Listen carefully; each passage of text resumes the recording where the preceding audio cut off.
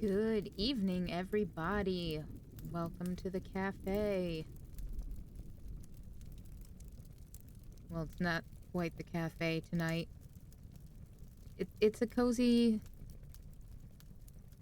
It's. This bodes well for my ability to read tonight. Well, welcome to our chill zone. That's what we're gonna call it, I suppose. I really liked how things went last week in reading some excerpts, some tales from my Gothic fantasy Christmas Gothic Short Stories compendium. I really liked that. Y'all seemed to be kind of into it. So I figure, why not do some more of that?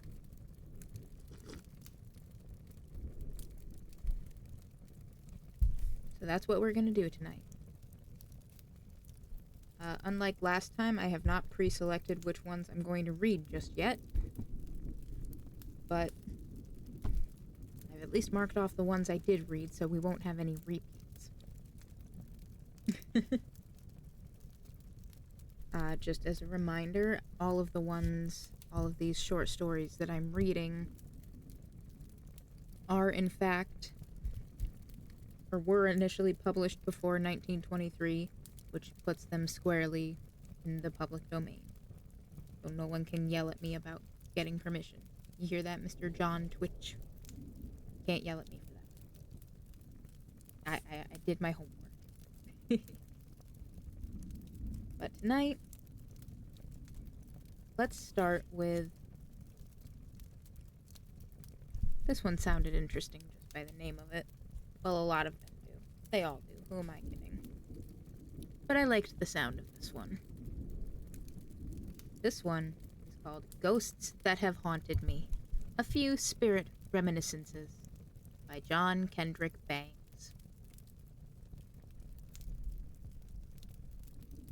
If we could only get used to the idea that ghosts are perfectly harmless creatures who are powerless to affect our well-being unless we assist them by giving way to our fears, we should enjoy the supernatural exceedingly, it seems to me.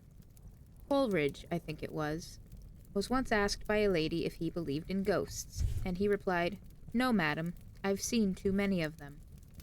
Which is my case exactly. I have seen so many horrid visitants from other worlds that they hardly affect me at all, so far as the mere inspiration of terror is concerned. On the other hand, they interest me hugely, and while I must admit that I do experience all the purely physical sensations that come from horrific encounters of this nature, I can truly add in my own behalf that mentally I can rise above the physical impulse to run away, and, invariably standing my ground, I have gained much useful information concerning them.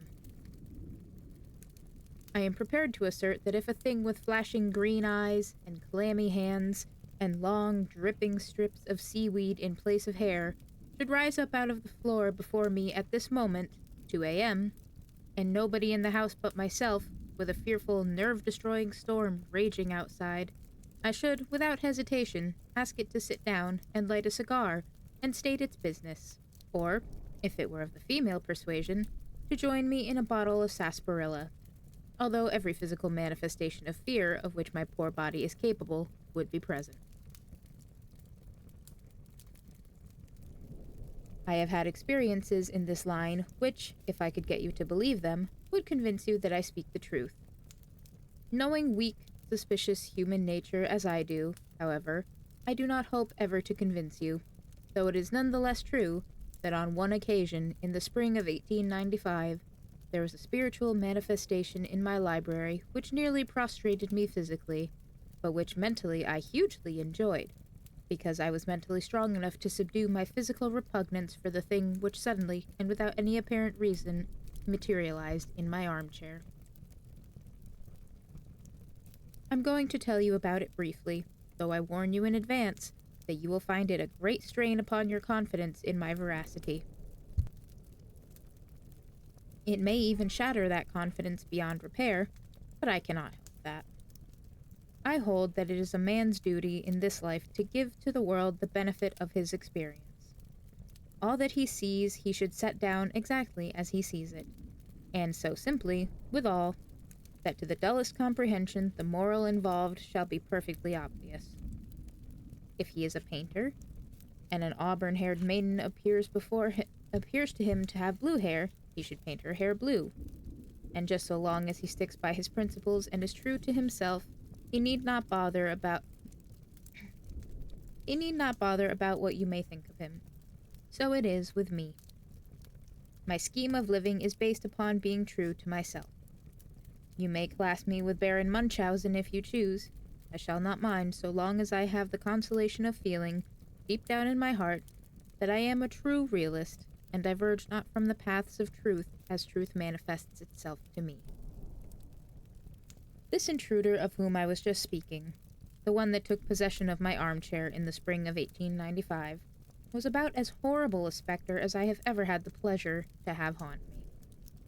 It was worse than grotesque. It grated on every nerve. Alongside of it, the ordinary poster of the present day would seem to be as accurate in drawing as a bicycle map, and in its coloring, it simply shrieked with discord. If color had tones which struck the ear instead of appealing to the eye, the thing would have deafened me. It was about midnight when the manifestation first took shape. My family had long before retired, and I had just finished smoking a cigar, which was one of 1,000 which my wife had bought for me at a Monday sale at one of the big department stores in New York. I don't remember the brand, but that is just as well.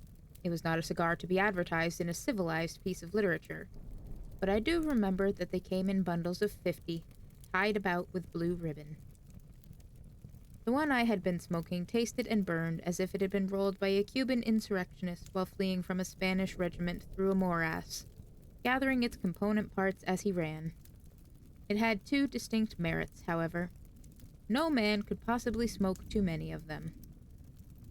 And they were economical, which is how the ever-helpful little madam came to get them for me, and I have no doubt they will someday prove very useful in removing insects from the rose bushes. They cost $3.99 a thousand on 5 days a week, but at the Monday sale they were marked down to $1.75, which is why my wife, to whom I had recently read a little lecture on economy, purchased them for me. Upon the evening in question, I had been at work on this cigar for about 2 hours, and had smoked one side of it 3/4 of the way down to the end, when I concluded that I had smoked enough for one day. So I rose up to cast the other side into the fire, which was flickering fitfully in my spacious fireplace. This done, I turned about, and there, fearful to see, sat this thing grinning at me from the depths of my chair. My hair not only stood on end, but tugged madly in an effort to get away. 4 hairs, I can prove the statement if it be desired, did pull themselves loose from my scalp in their insane desire to rise above the terrors of the situation, and, flying upward, stuck like nails into the oak ceiling directly over my head, whence they had to be pulled the next morning with nippers by our hired man, who would no doubt testify to the truth of the occurrence as I have asserted it, if he were still living. Which, unfortunately, he is not. Like most hired men, he was subject to attacks of lethargy, from one of which he died last summer. He sank into a rest about weed time last June, and lingered quietly along for 2 months, and after several futile efforts to wake him up, we finally disposed of him to our town crematory for experimental purposes. I am told he burned very actively, and I believe it, for to my certain knowledge he was very dry, and not so green as some persons who had previously employed him affected to think. A cold chill came over me as my eye rested upon the horrid visitor, and noticed the greenish depth of his eyes and the claw-like formation of his fingers, and my flesh began to creep like an inchworm. At one time I was conscious of 8 separate corrugations on my back, and my arms goose-fleshed until they looked like one of those miniature plaster casts of the Alps which are so popular in Swiss summer resorts. But mentally, I was not disturbed at all.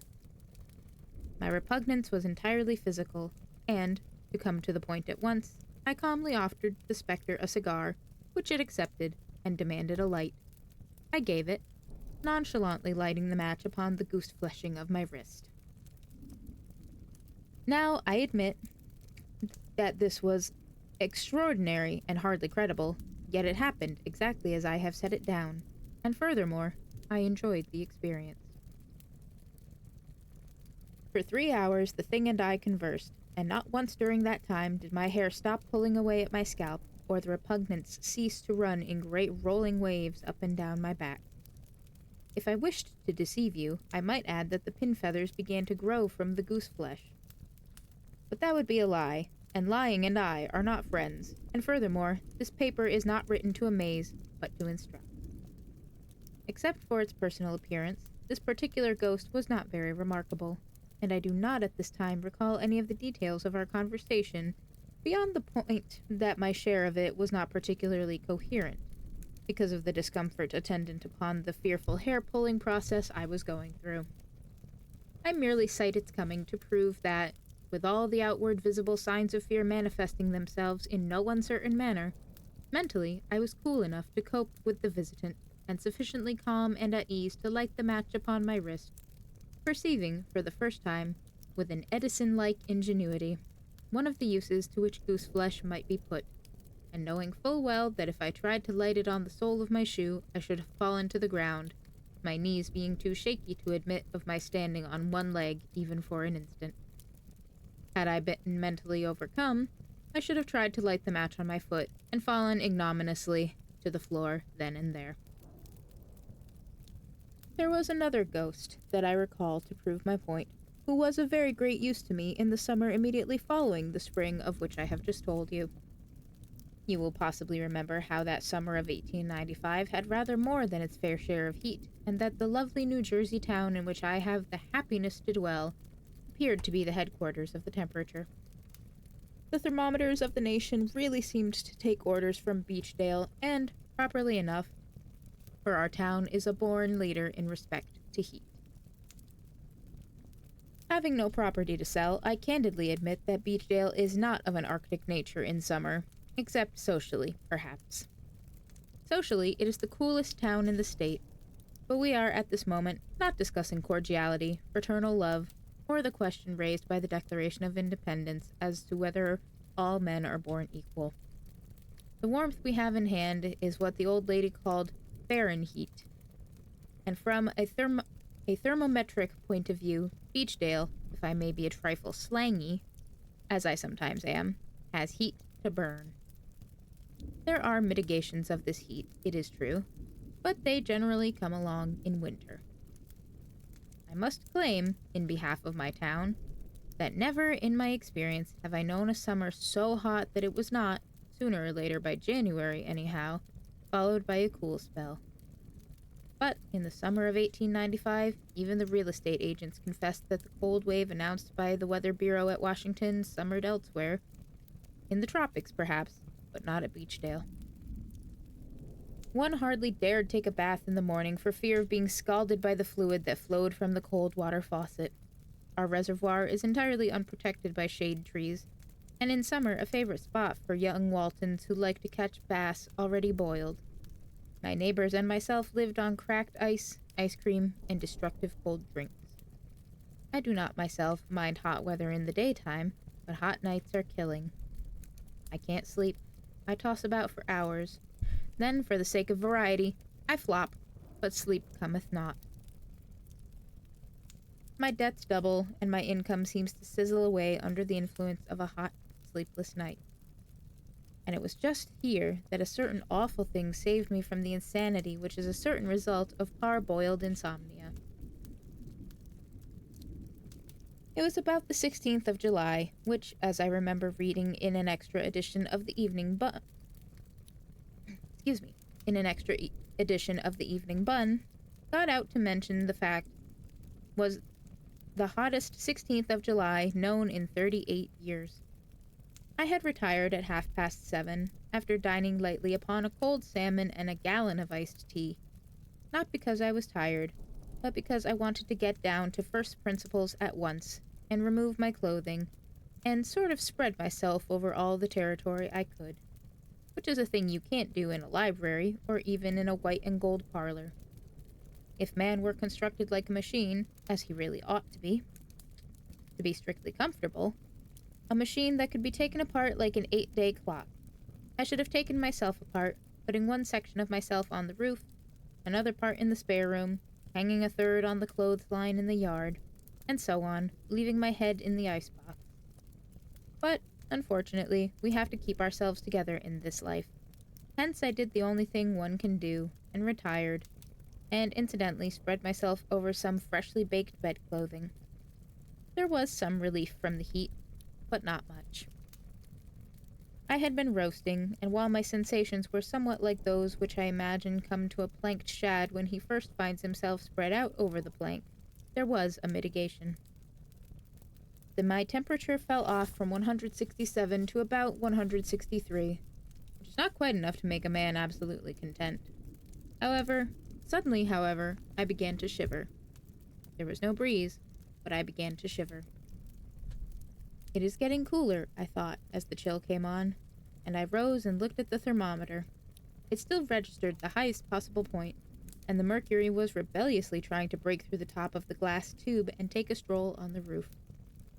That's queer, I said to myself. It's as hot as ever, yet I'm shivering. I wonder if my goose is cooked. I've certainly got a chill. I jumped back into bed and pulled the sheet up over me, but still I shivered. Then I pulled the blanket up, but the chill continued.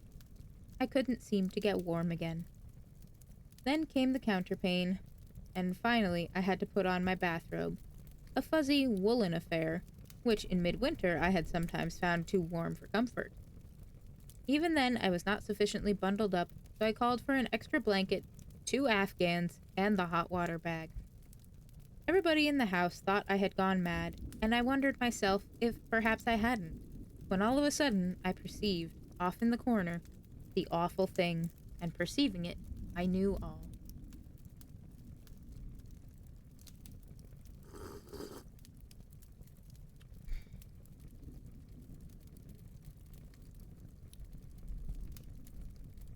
I was being haunted, and the physical repugnance of which I have spoken was on.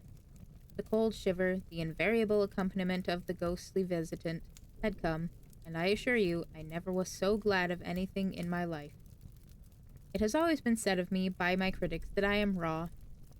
I was afraid that after that night they would say I was half-baked, and I would far rather be one than the other, and it was the awful thing that saved me. Realizing this, I spoke to it gratefully. "You are a heaven-born gift on a night like this," said I, rising up and walking to its side. "I'm glad to be of service to you," the awful thing replied, smiling at me so yellowly that I almost wished the author of the Blue Button of Cowardice could have seen it. "It's very good of you," I put in. "Not at all," replied the thing. "You are the only man I know who doesn't think it necessary to prevaricate about ghosts every time he gets an order for a Christmas story.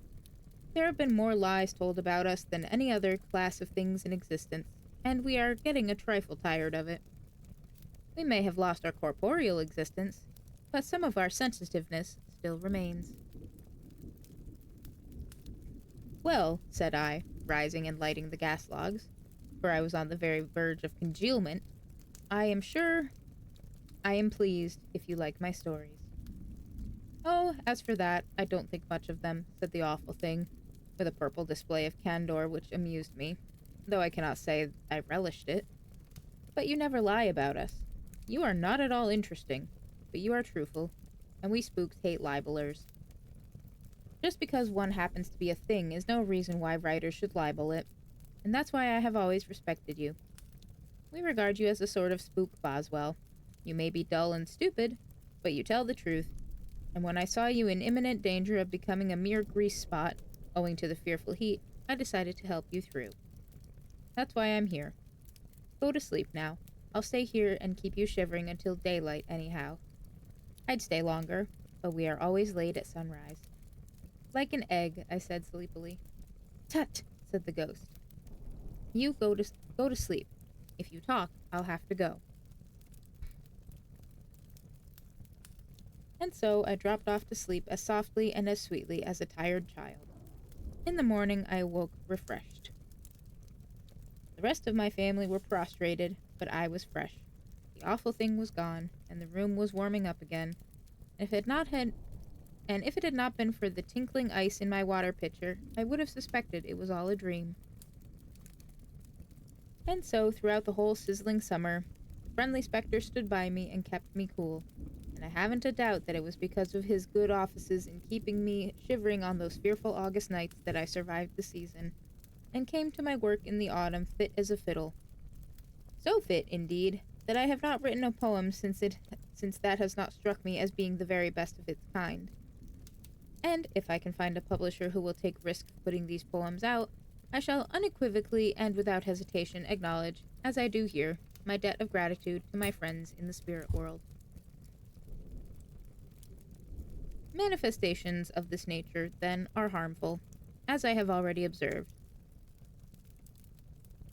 only when the person who is haunted yields to his physical impulses. Fought stubbornly, inch by inch, with the will, they can be subdued, and often they are a boon. I think I have proved both these points. It took me a long time to discover the facts, however, and my discovery came about in this way. It may perhaps interest you to know how I made it. I encountered at the English home of a wealthy friend at one time a presence of an insulting turn of mind.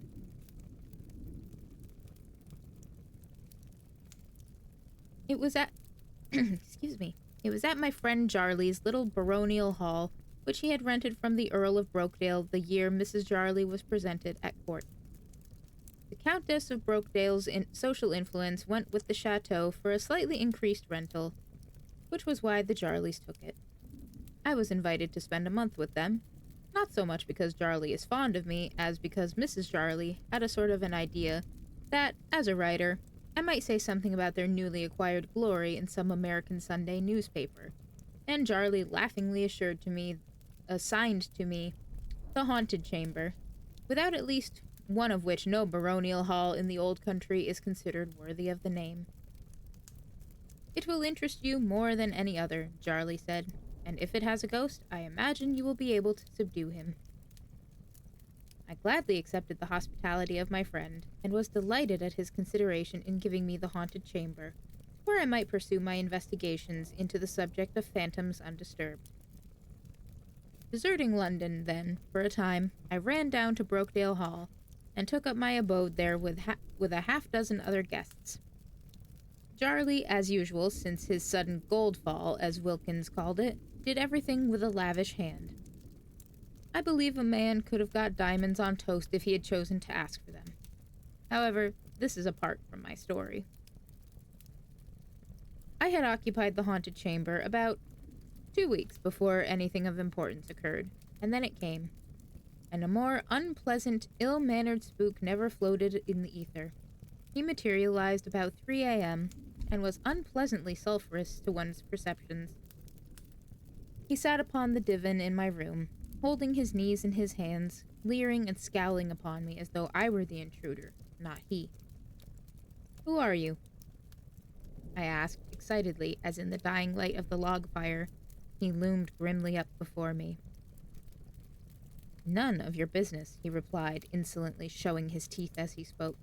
"On the other hand, who are you? This is my room and not yours, and it is I who have the right to question. If you have any business here, well and good. If not, you will oblige me by removing yourself, for your presence is offensive to me." "I am a guest in this house," I answered, restraining my impulse to throw the inkstand at him for his impudence. "And this room has been set apart for my use by my host." "One of the servants' guests, I presume," he said insultingly, his lividly lavender-like lip upcurling into a haughty sneer, which was maddening to a self-respecting worm like myself. I rose up from my bed and picked up the poker to bat him over the head, but again I restrained myself.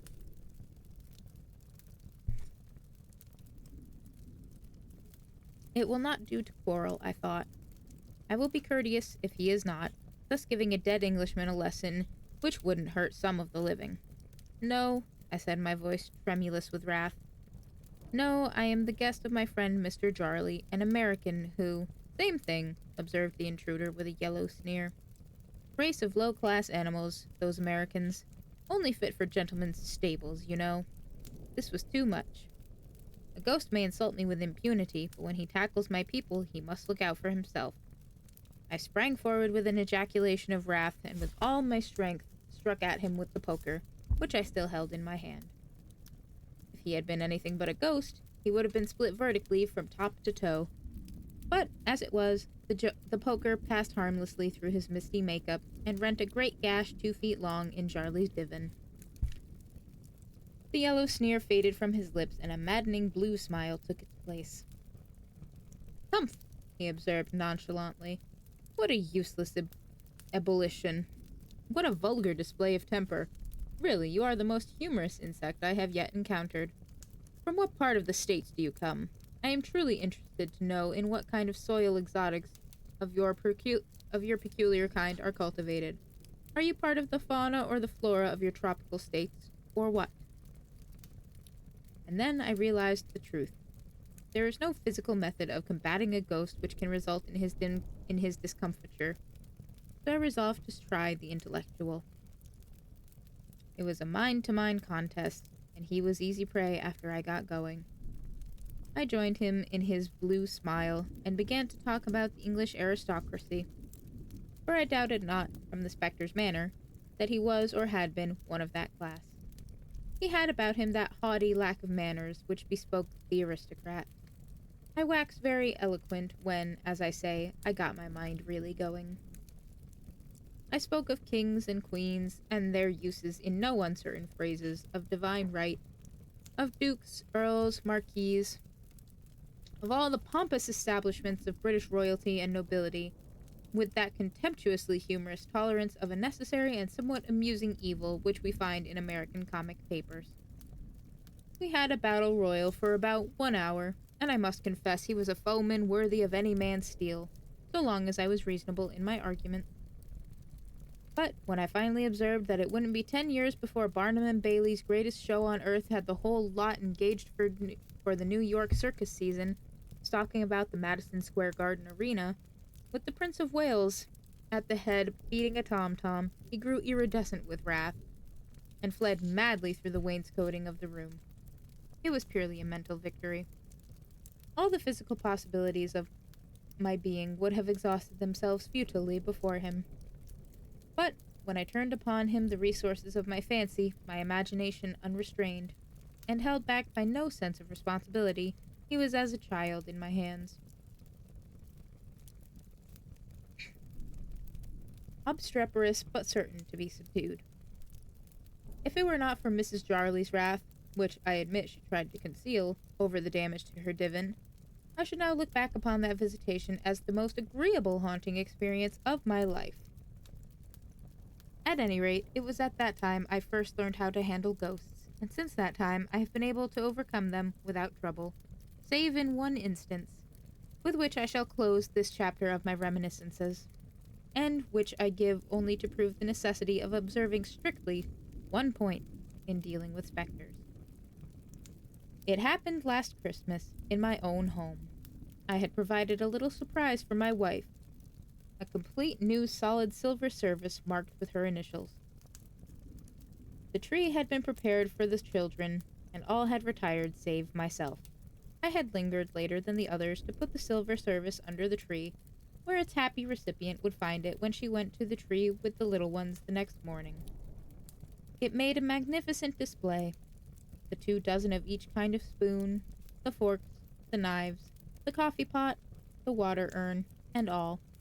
The salvers, the vegetable dishes, olive forks, cheese scoops, and other dazzling attributes of a complete service, not to go into details, presented a fairly scintillating picture, which would have made me gasp if I had not, at the moment when my own breath began to catch, heard another gasp in the corner immediately behind me. Turning about quickly to see whence it came, I observed a dark figure in the pale light of the moon, which streamed in through the window. "Who are you?" I cried, starting back, the physical symptoms of a ghostly presence manifesting themselves as usual. I am the ghost of one long gone before, was the reply in sepulchral tones. I breathed a sigh of relief, for I had, for a moment, feared it was a burglar. Oh, I said. You gave me a start at first. I was afraid you were a material thing come to rob me. Then, turning towards the tree, I observed, with a wave of the hand, Fine layout, eh? Beautiful, he said hollowly, yet not so beautiful as things I've seen in realms beyond your ken. And then he set about telling me of the beautiful gold and silver they used in the Elysian fields, and I must confess Monte Cristo would have had a hard time, with Sinbad the sailor to help, to surpass the picture of royal magnificence the spectre drew. I stood enthralled until, even as he was talking, the clock struck 3, when he rose up, moving slowly across the floor, barely visible, murmured regretfully that he must be off, with which he faded away down the back stairs. I pulled my nerves, which were getting rather strained, together again, and went to bed. The next morning, every bit of that silverware was gone, and what's more, 3 weeks later, I found the ghost's picture in the Rogues Gallery in New York as that of the cleverest sneak thief in the country. All of which, let me say to you, dear reader, in conclusion, proves that when you are dealing with ghosts, you mustn't give up all your physical resources until you have definitely ascertained that the thing by which you are confronted, horrid or otherwise, is a ghost, and not an all too material rogue with a light step, and a commodious jute bag for plunder concealed underneath his coat. How to tell a ghost, you ask? Well, as an eminent master of fiction frequently observes in his writings, that is another story, which I shall hope someday to tell for your instruction and my own aggrandizement.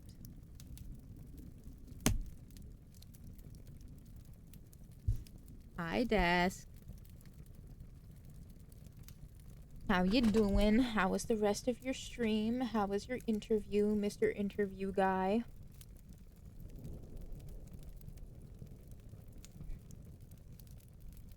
Seemed to be going well when I was around. It was great. Good. I'm glad to hear that. I'm very glad to hear that. I'm glad the two of yous had a good time.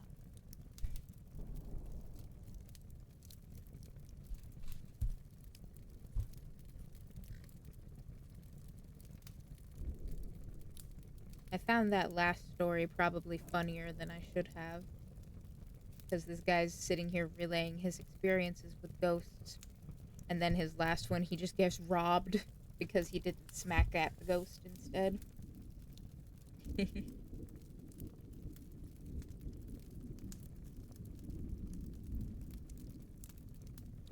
Let's see.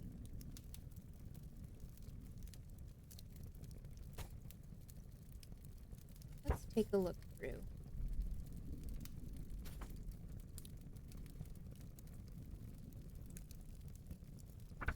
I think we will simply continue into the next story by this same author. This one predates the previous one that we just read. The Ghosts That Have Haunted Me was published in 1898, and this next one was published in 1895. This one is called The Mystery of My Grandmother's Hair Sofa by John Kendrick Bangs. It happened last Christmas Eve, and precisely as I am about to set it forth. It has been said by critics that I am a romancer of the wildest sort. That is where my critics are wrong. I grant that the experiences through which I have passed, some of which have contributed to the gray matter of my hair, however little they may have augmented that within my cranium, experiences which I have from time to time set forth to the best of my poor abilities in the columns of such periodicals as I have at my mercy, have been in order so excessively supernatural as to give my critics a basis for their aspersions. But they do not know, as I do, that that basis is as uncertain as the shifting sands of the sea. Inasmuch as the setting forth of these episodes I have narrated them as faithfully and as the most conscientious realist could wish, and am therefore myself a true and faithful follower of the realist school. I cannot be blamed because these things happen to me, If I sat down in my study to imagine the strange incidents to which I have in the past called attention, with no other object in view than to make my readers unwilling to retire for the night, to destroy the peace of mind of those who are good enough to purchase my literary wares, or to titillate till tense the nerve tissue of the timid who come to smile and who depart unstrung, then should I deserve the severest condemnation. But these things I do not do. I have a mission in life which I hold as sacred as my good friend Mr. Howells holds his. Such phases of life as I see put down faithfully, and if the fates in their wisdom have chosen to make of me the Balzac of the supernatural, the Shakespeare of the midnight visitation, while elevating Mr. Howells to the high office of the Fielding of Massachusetts and its adjacent states, the Smollett of Boston, and the Sterne of Altruria, I can only regret that the powers have dealt more graciously with him than with me, and walk my little way as gracefully as I know how. The slings and arrows of outrageous fortune I am prepared to suffer in all meekness of spirit. I accept them because it seems to be nobler in the mind to do so, rather than by opposing to end them. And so to my story. I have prefaced it at such length for but one reason, and that is that I am aware that there will be those who will doubt the veracity of my tale, and I am anxious at the outset to impress upon all the unquestioned fact that what I am about to tell is the plain, unvarnished truth. And, as I have already said, it happened last Christmas Eve.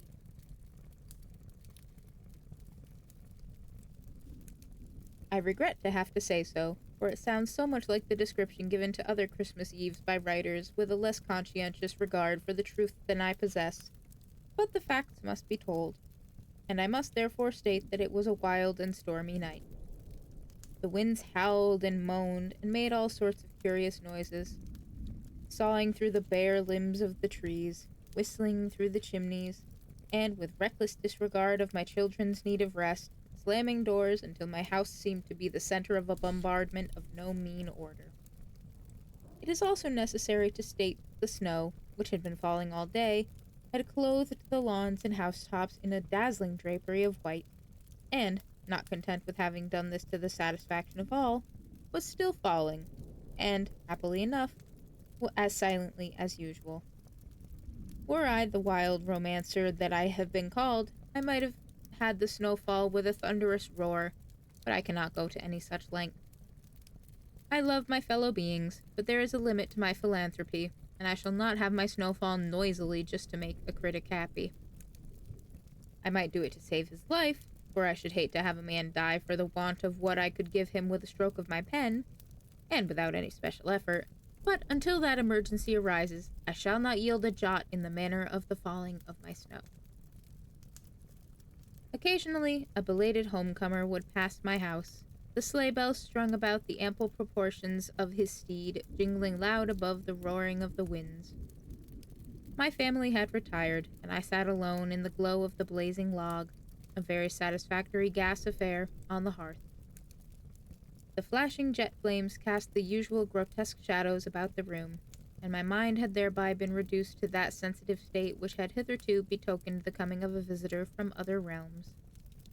A fact which I greatly regretted, for I was in no mood to be haunted. My first impulse, when I recognized the oncoming of that mental state which is evidenced by the goosing of one's flesh, if I may be allowed the expression, was to turn out the fire and go to bed. I have always found this the easiest method of ridding myself of unwelcome ghosts, and conversely, I have observed that others, who have been haunted unpleasantly, have suffered in proportion to their failure to take what has always seemed to me to be the most natural course in the world: hide their heads beneath the bed covering. Brutus, when Caesar's ghost appeared beside his couch before the Battle of Philippi, sat up and stared upon the horrid apparition, and suffered correspondingly, when it would have been much easier and more natural to put his head under his pillow and so shut out the unpleasant spectacle. That is the course I have invariably pursued, and it has never failed me. The most luminous ghost man ever saw is utterly powerless to shine through a comfortably stuffed pillow, or the usual Christmas-time quota of woolen blankets. But upon this occasion, I preferred to await developments. The real truth is that I was about to written out in the manner of visitations and needed a reinforcement of my uncanny vein, which, far from being varicose, had become sclerotic. So dry it had been pumped by the demands to which it had been subjected by a clamorous, mystery-loving public. I had, I may well confess it, run out of ghosts, and had come down to the writing of tales full of the horror of suggestion, leaving my readers unsatisfied through my failure to describe in detail just what kind of looking thing it was that had so aroused their apprehension. And one editor had gone so far as to reject my last ghost story because I had worked him up to a fearful pitch of excitement and left him there without any reasonable way out. I was face to face with a condition which, briefly, was that hereafter that desirable market was closed to the products of my pen unless my contributions were accompanied by a diagram which should make my mysteries so plain that a little child could understand how it all came to pass. Hence it was that, instead of following my own convenience and taking refuge in my spectre-proof couch, I stayed where I was. I had not long to wait. The dial in my fuel meter below stairs had hardly had time to register the consumption of 3,000 feet of gas before the faint sound of a bell reached my straining ears. Which, by the way, is an expression I profoundly hate, but must introduce because the public demands it. And a ghost story without straining ears, having therefore no chance of acceptance by a discriminating editor. I started from my chair and listened intently, but the ringing had stopped.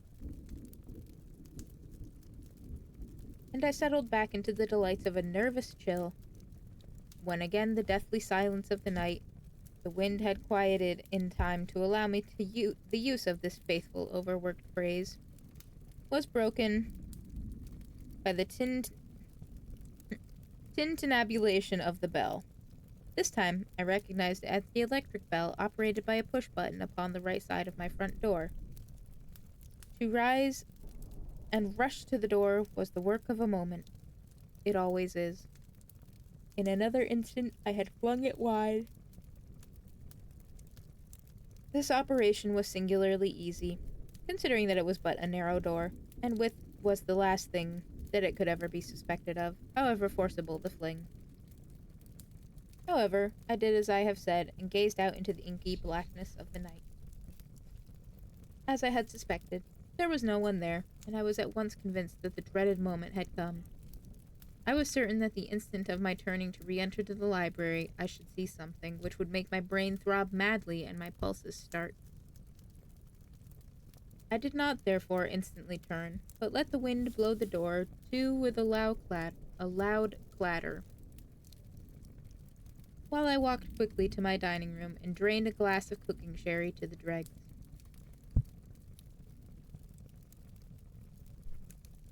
I do not introduce the cooking sherry here for the purpose of eliciting a laugh from the reader, but in order to be faithful to life as we live it.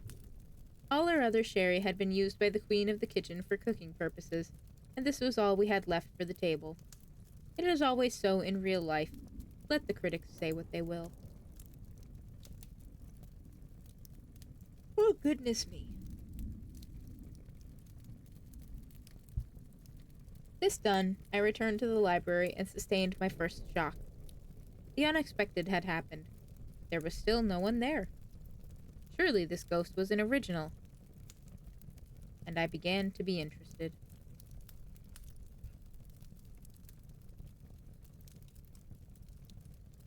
Perhaps he is a modest ghost, I thought, and is a little shy about manifesting his presence.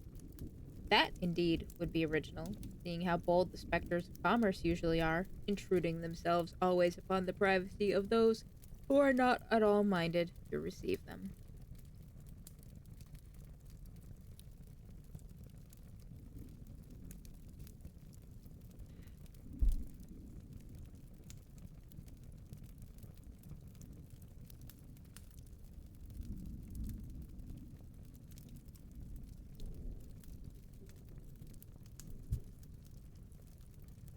Confident that something would happen, and speedily at that, I sat down to wait, lighting a cigar for company, for burning gas logs are not as sociable as their hissing, sputtering originals, the genuine logs, in a state of ignition. Several times I started up nervously, feeling as if there was something standing behind me, about to place a clammy hand on my shoulder.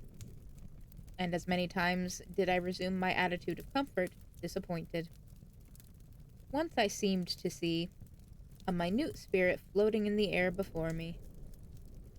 But investigation showed that it was nothing more than the fanciful curling of the clouds of smoke I had blown from my lips. An hour had passed and nothing occurred, save that my heart from throbbing took to leaping in a fashion which filled me with concern.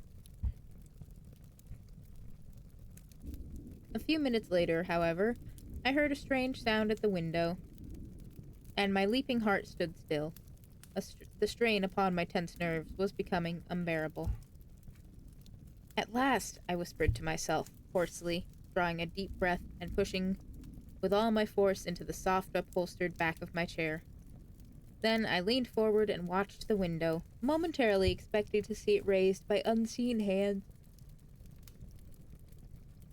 Pardon me. But it never budged. Then I watched the glass anxiously, half hoping, half fearing to see something pass through it. But nothing came, and I began to get irritable. I looked at my watch and saw that it was 1:30. "Hang you!" I cried. Whatever you are, why don't you appear and be done with it? The idea of keeping a man up until this hour of the night." Then I listened for a reply, but there was none. "What do you take me for?" I continued querulously. "Do you suppose I have nothing else to do but wait upon your Majesty's pleasure? Surely, with all the time you've taken to make your debut, you must be something of unusual horror." Again, there was no answer, and I decided that petulance was of no avail.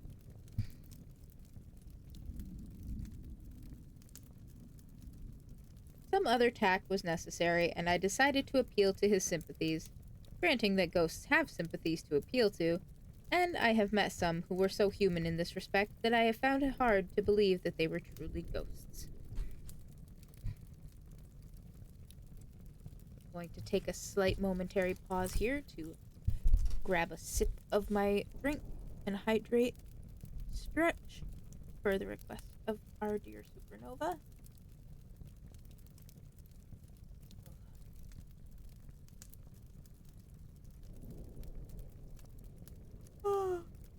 Pardon.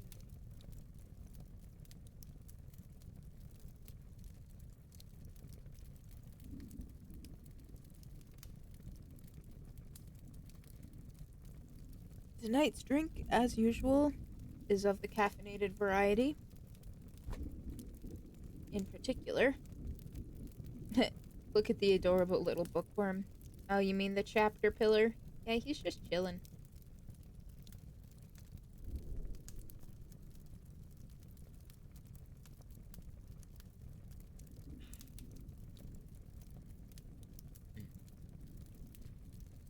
Tonight's coffee flavoring brought to us by something I've been wanting very much for the past little while. That is, having my coffee with eggnog. You do also have water, right? Coffee flavored water. I don't know what else you want from me.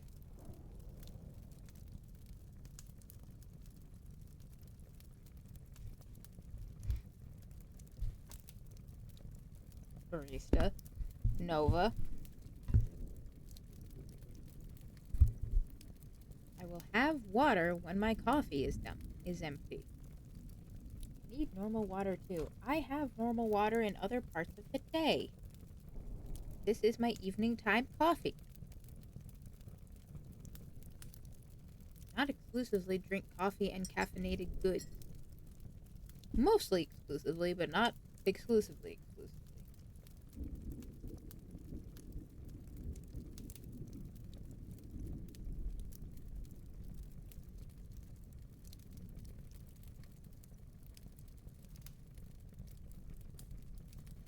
And on that note, with another quick sip,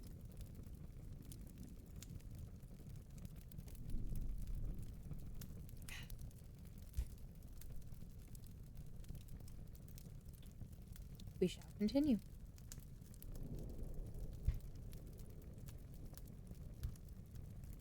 say, old chap, I said as genially as I could, considering the situation.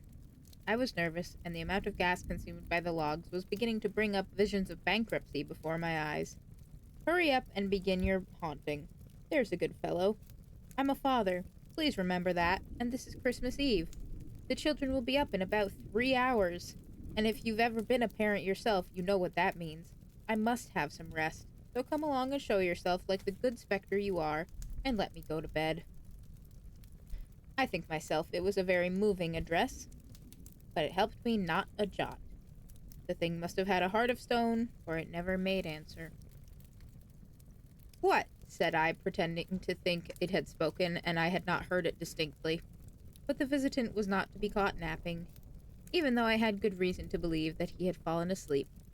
He, she, or it, whatever it was, maintained a silence as deep as it was aggravating. I smoked furiously on to restrain my growing wrath. Then it occurred to me that the thing might have some pride, and resolved to work on that.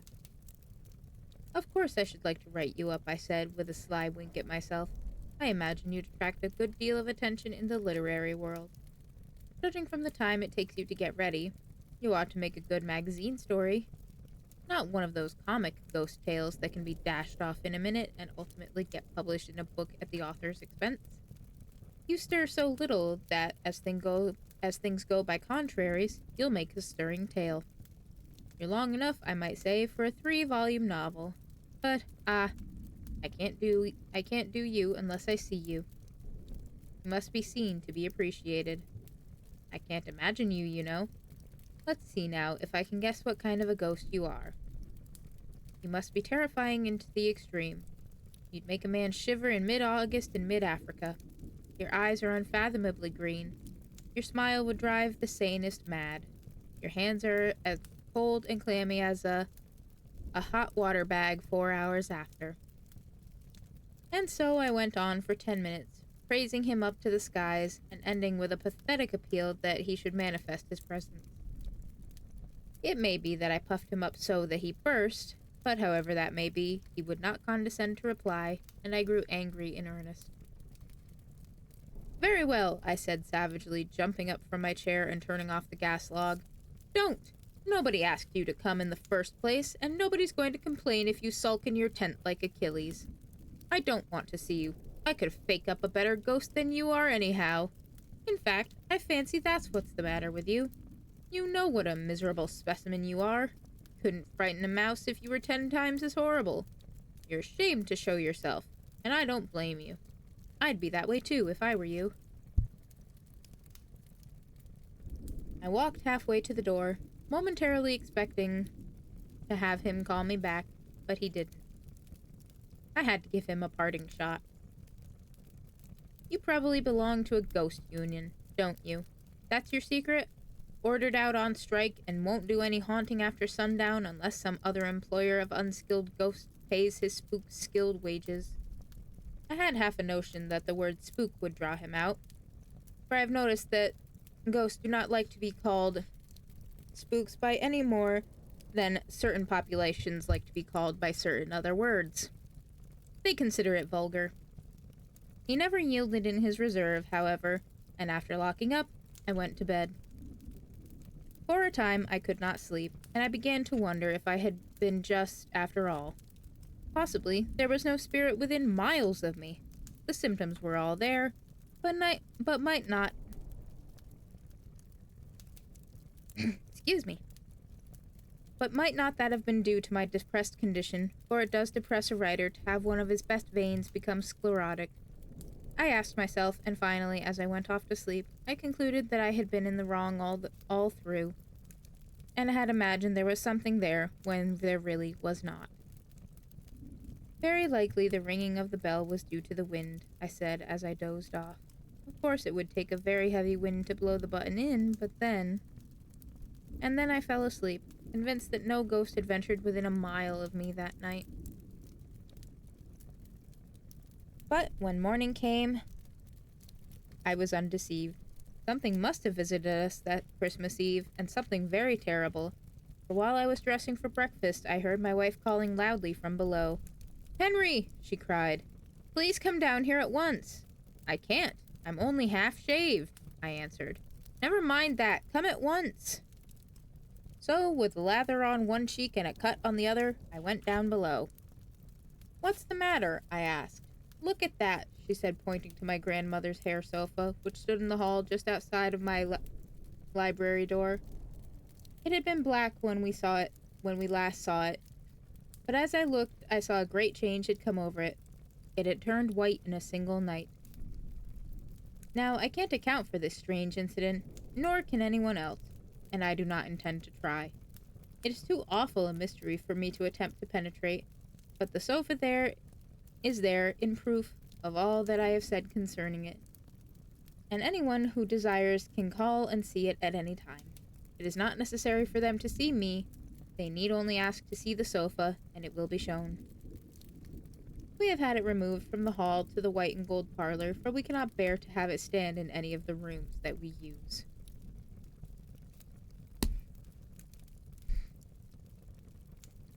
Well,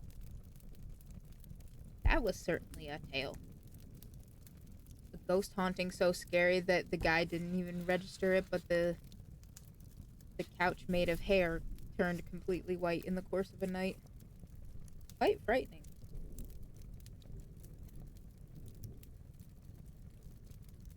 Now let's see what else we've got.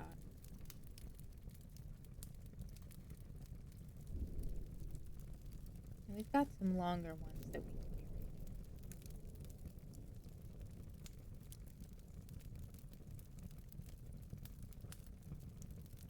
reading. I'm not 100% sure.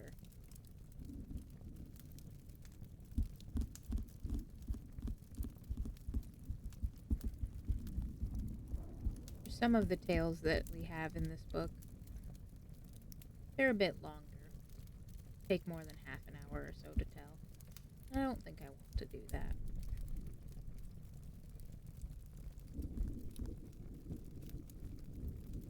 I think I might read one more longer kind of story. About twice as long as the other ones that I've read thus far. Let me see.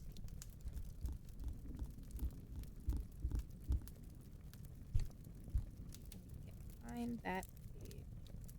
I have that.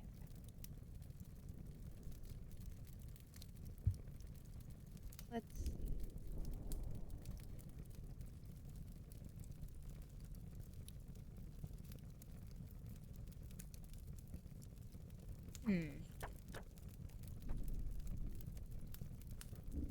Part of the problem is that some of these,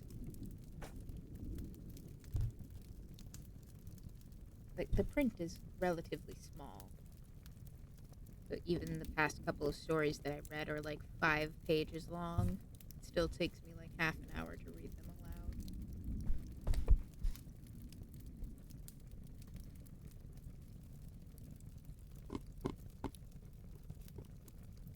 I'm just gonna take a moment to peruse some of them. I think,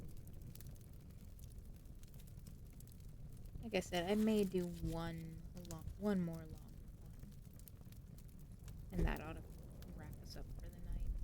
We've only been at it an hour, but it's a relatively chill and low-key kind of thing.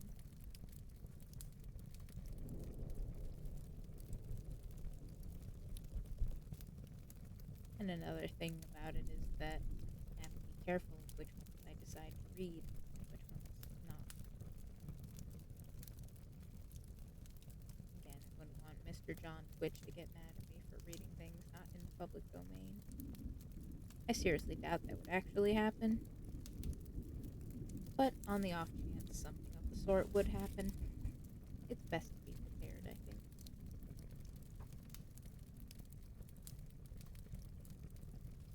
Let's see.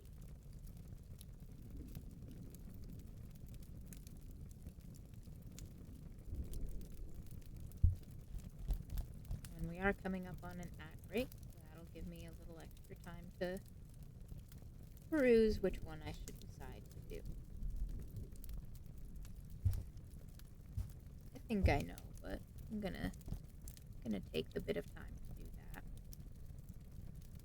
So we're going to go to the Be Right Back screen just a little bit early, just so I can give them both a once-over to really cement my decision. And when we get back from the ad break, we'll get right on to the next, whatever that may be. We'll see you in just a few.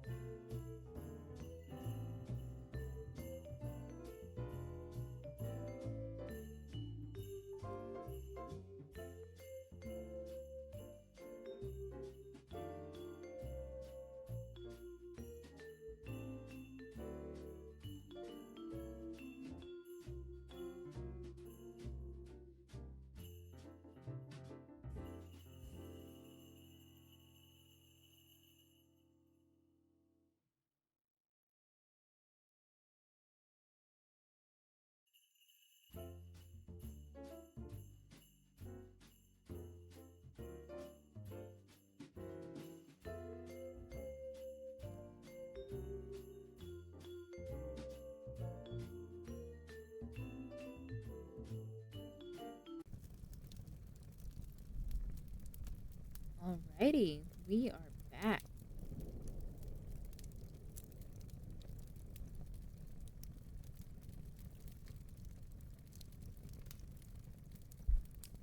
Hopefully you took the opportunity to take a break for yourself, get up, stretch, grab a bite, grab a drink, do whatever you needed to do.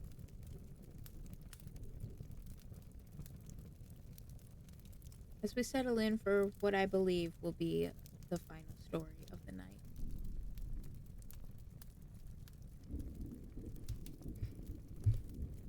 This final story for tonight is going to be The Christmas Banquet by Nathaniel Hawthorne.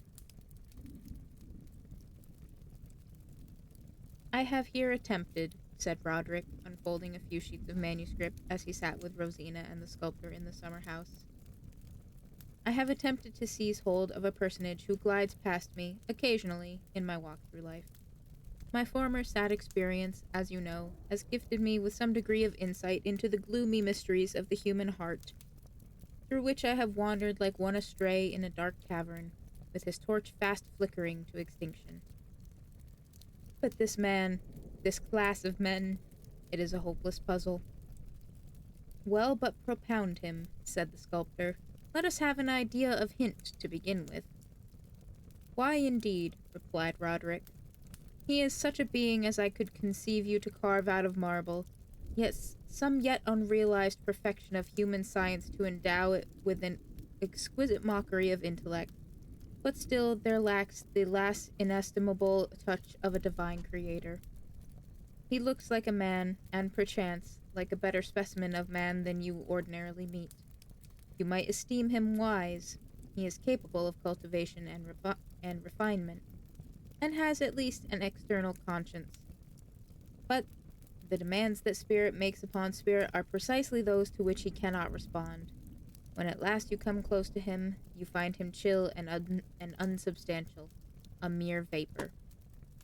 I believe, said Rosina, I have a glimmering idea of what you mean. Then be thankful, answered her husband, smiling, but do not anticipate any further illumination from what I am about to read. I have here imagined such a man to be, what probably he never is, conscious of the deficiency in his spiritual organization.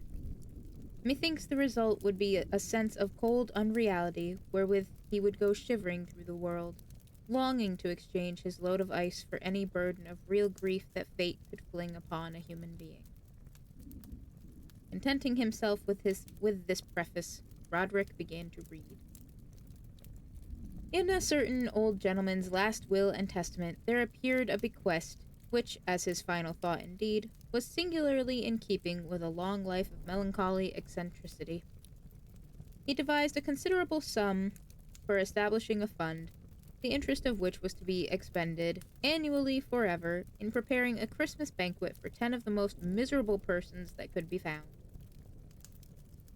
It seemed not to be the testator's purpose to make these half-a-score sad hearts merry, but to provide that stern or fierce expression of human discontent should not be drowned, even for that one holy and joyful day, amid the acclamations of festal gratitude which all Christendom sends up. And he desired, likewise, to perpetuate his own remonstrance against the earthly course of Providence, and his sad and sour dissent from those systems of religion or philosophy which either find sunshine in the world or draw it down from heaven. The task of inviting the guests, or of selecting among such as might advance their claims to partake of this dismal hospitality, was confided to the 2 trustees or stewards of the fund. These gentlemen, like their deceased friend, were somber humorists, who made it their principal occupation to number the sable threads in the web of human life, and drop all the golden ones out of the reckoning. They performed their present office with integrity and judgment. The aspect of the assembled company, on the day of the first festival, might not, it is true, have satisfied every beholder that these were especially the individuals, chosen forth from all the world, whose griefs were worthy to stand as indicators of the mass of human suffering. Yet, after due consideration, it could not be disputed that here was a variety of hopeless discomfort, which, if it sometimes arose from causes apparently inadequate, was thereby only the shrewder imputation against the nature and mechanism of life.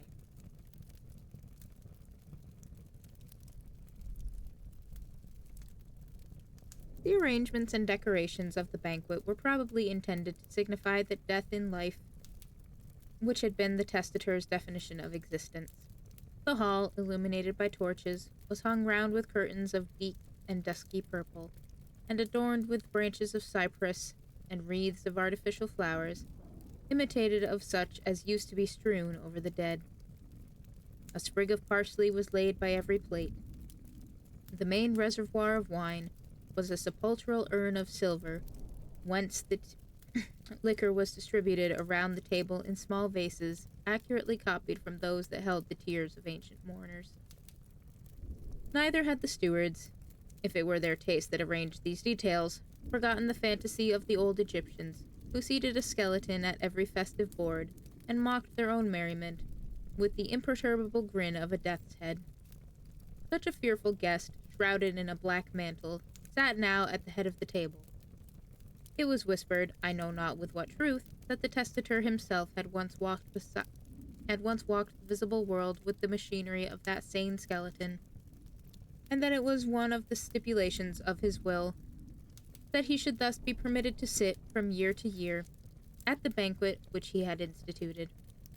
If so, it was perhaps covertly implied that he had cherished no hopes of bliss beyond the grave to compensate for the evils which he felt or imagined here. And if, in their bewildered conjectures as to the purpose of earthly existence, the banqueters should throw aside the veil and cast an inquiring glance at this figure of death, as seeking thence the solution otherwise unattainable, the only reply would be the stare of the vacant eye caverns and a grin of the skeleton jaws. Such was the response that the dead man had fancied himself to receive when he asked of death to solve the riddle of his life, and it was his desire to repeat it when the guests of his dismal hospitality should find themselves perplexed with the same question. "What means that wreath?"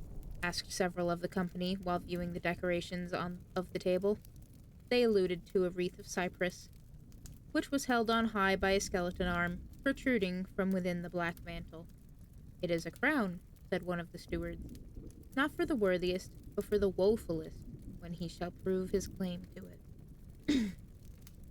The guest earliest bidden to the festival was a man of soft and gentle character, who had not energy to struggle against the heavy despondency to which his temperament rendered him liable, and therefore with nothing outwardly to excuse him from happiness. He spent a life of quiet misery that made his blood torpid, and weighed upon his breath, and sat like a ponderous night fiend upon every throb of his unresisting heart. His wretchedness seemed as deep as his original nature, if not identical with it. It was the misfortune of a second guest to cherish within his bosom a diseased heart, which had become so wretchedly sore that the continual and unavoidable rubs of the world, the blow of an enemy, the careless jostle of a stranger, even the faithful and loving touch of a friend, alike made ulcers in it. As is the habit of people thus afflicted, he found his chief employment in exhibiting these miserable sores to any who would give themselves the pain of viewing them. A third guest was a hypochondriac, whose imagination wrought necromancy in his outward and inward world, and caused him to see monstrous faces in the household fire, and dragons in the clouds of sunset, and fiends in the guise of beautiful women, and something ugly or wicked beneath all the pleasant surfaces of nature. His neighbor at the table was one who, in his early youth, had trusted mankind too much, and hoped too highly in their behalf, and in meeting with many disappointments, had become desperately soured. For several years back, this misanthrope employed himself in accumulating motives for hating and despising his race, such as murder, lust, treachery, ingratitude, faithlessness of trusted friends, instinctive vices of children, impurity of women, hidden guilt in men of saint-like aspect, and, in short, all manner of black realities that sought to decorate themselves with outward grace or glory. But at every atrocious fact that was added to his catalogue, every increase of the sad knowledge which he spent his life to collect, the native impulses of the poor man's loving and confiding heart made him groan with anguish. Next, with his heavy brow bent downward, there stole into the hall a man naturally earnest and impassioned, who, from his immemorial infancy, had felt the consciousness of a high message to the world, but, essaying to deliver it, had found either no voice or form of speech, or else no ears to listen.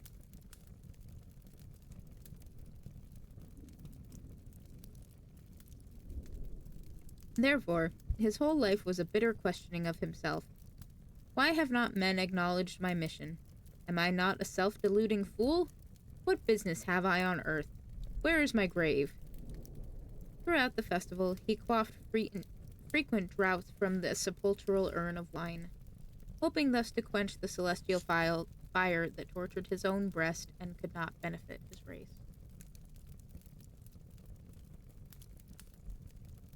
Then there entered, having flung away a ticket for a ball, a gay gallant of yesterday, who had found 4 or 5 wrinkles in his brow, and more gray hairs than he could well number on his head.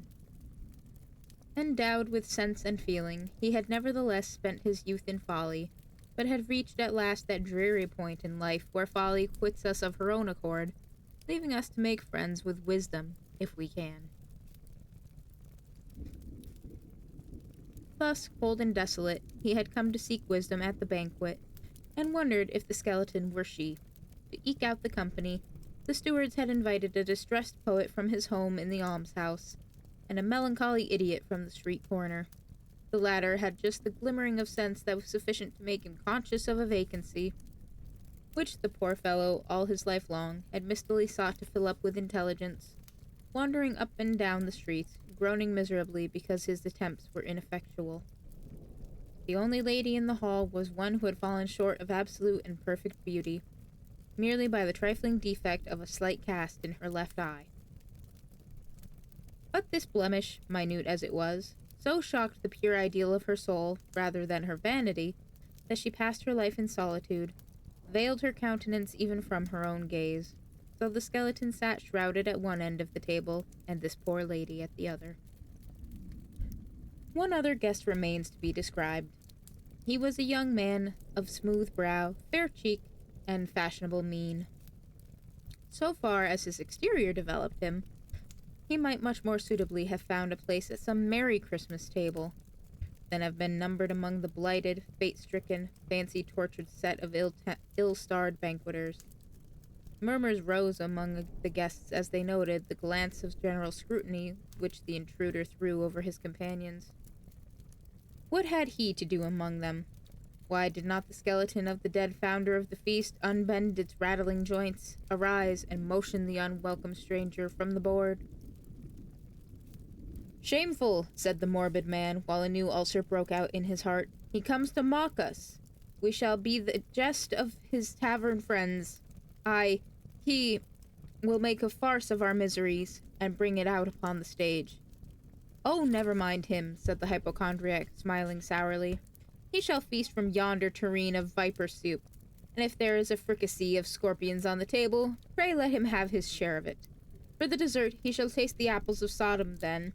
If he is like our Christmas fare, let him return again next year." "Trouble him not," murmured the melancholy man with gentleness. "What matters it whether the consciousness of misery come a few years sooner or later? If this youth deem himself happy now, yet let him sit with us for the sake of the wretchedness to come." The poor idiot approached the young man with that mournful aspect of vacant inquiry which his face continually wore, and which caused people to say that he was always in search of his missing wits. After no little examination, he touched the stranger's hand, but immediately drew back his own, shaking his head and shivering. "Cold, cold, cold," muttered the idiot. The young man shivered too, and smiled. "Gentlemen, and you, madam," said one of the stewards of the festival, "do not conceive so ill either of our caution or judgment as to imagine that we have admitted this young stranger, Gervase Hastings by name, without a full investigation and thoughtful balance of his claims. Trust me, not a guest at the table is better entitled to his seat." The steward's guarantee was perforce satisfactory.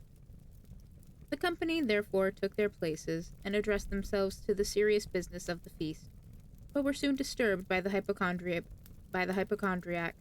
who thrust back his chair, complaining that a dish of stewed toads and vipers was set before him, and that there was green ditch water in his cup of wine. This mistake being amended, he quietly resumed his seat.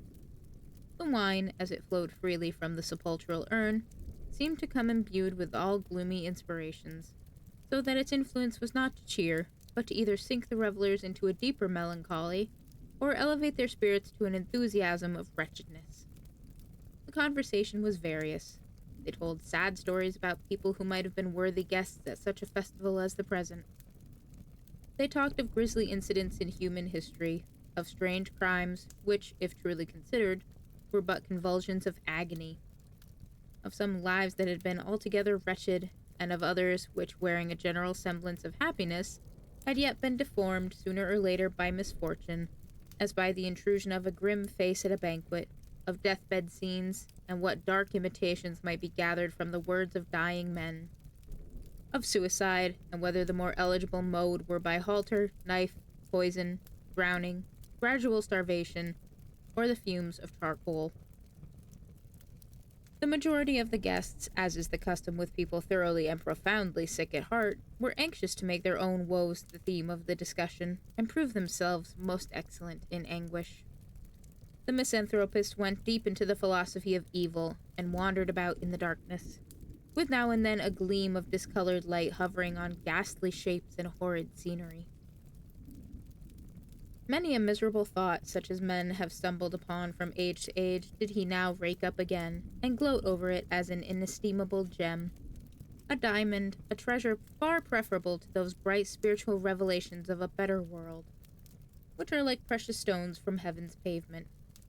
And then, amid his lore of wretchedness, he hid his face and wept. It was such a festival at which the woeful man of Uz might suitably have been a guest, together with all, in each succeeding age, who have tasted deepest the bitterness of life. And be it said, too, that every son or daughter of woman, however favored with happy fortune, might, at one sad moment or another, have claimed the privilege of a stricken heart to sit down at this table. But throughout this feast, it was remarked that the young stranger, Gervase Hastings, was unsuccessful in his attempts to catch its pervading spirit. At any deep, strong thought that found utterance, and which was torn out, as it were, from the saddest recesses of human consciousness, he looked mystified and bewildered, even more than the poor idiot who seemed to grasp at such things with his earnest heart, and thus occasionally to comprehend them. The young man's conversation was of a colder and lighter kind, often brilliant, but lacking in the powerful characteristics of a nature that had been developed by suffering. "Sir," said the misanthropist, bluntly, in reply to some observation by Gervase Hastings, "pray do not address me again. We have no right to talk together. Our minds have nothing in common. By what claim you appear at this banquet I cannot guess, but methinks, to a man who could say what you have just now said, my companions and myself must seem no more than shadows flickering on the wall, and precisely such a shadow are you to us." The young man smiled and bowed, but drawing himself back in his chair, he buttoned his coat over his breast as if the banqueting hall were growing chill. Again, the idiot fixed his melancholy stare upon the youth, and murmured, "Hold, hold, hold." The banquet drew to its conclusion, and the guests departed. Scarcely had they stepped across the threshold of the hall, when the scene that had there passed seemed like the vision of a sick fancy or an exhalation from a stagnant heart. Now and then, however, during the year that ensued, these melancholy people caught glimpses of one another. Transient, indeed, but enough to prove that they walked the earth with the ordinary allotment of reality. Sometimes a pair of them came face to face while stealing through the evening twilight, enveloped in their sable cloaks. Sometimes they casually met in churchyards. Once also it happened that two of the dismal banqueters mutually started at recognizing each other in the noonday sunshine of a crowded street, stalking there like ghosts astray. Doubtless they wondered why the skeleton did not come abroad at noonday too. But whenever the necessity of their affairs compelled these Christmas guests into the bustling world, they were sure to encounter the young man who had so unaccountably been admitted to the festival. They saw him among the gay and fortunate. They caught the sunny sparkle of his eye, they heard the light and careless tones of his voice, and muttered to themselves with such indignation as only the aristocracy of wretchedness could kindle, "The traitor! The vile impostor! Providence, in its own good time, may give him a right to feast among us." But the young man's unabashed eye dwelt upon their gloomy figures as they passed him, seeming to say, perchance with somewhat of a sneer, "First, know my secret, then measure your claims with mine." The step of time stole onward, and soon brought Merry Christmas round again, with glad and solemn worship in the churches, and sports, games, festivals, and everywhere the bright face of joy beside the household fire.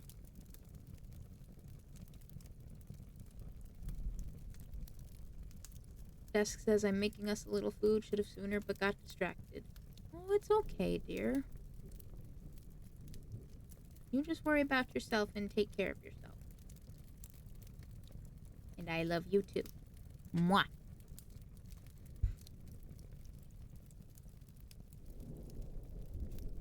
Again, likewise, the hall, with its curtains of dusky purple, was illuminated by the death torches gleaming on the sepulchral decorations of the banquet. The veiled skeleton sat in state, lifting the cypress wreath above its head, as the guerdon of some guest illustrious in the qualifications which there claimed precedence. As the stewards deemed the world inexhaustible in misery, they were desirous of recognizing it in all its forms. They had not seen fit to reassemble the company of the former year. New faces now threw their gloom across the room. Desk says he is also taking care of me, so nyeh. Well, okay, Skeletor. Nyeh to you too.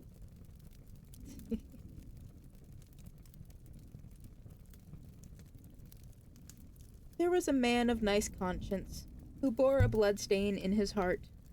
The death of a fellow creature, which, for his more exquisite torture, had chanced with such a peculiarity of circumstances that he could not absolutely determine whether his will had entered into the deed or not.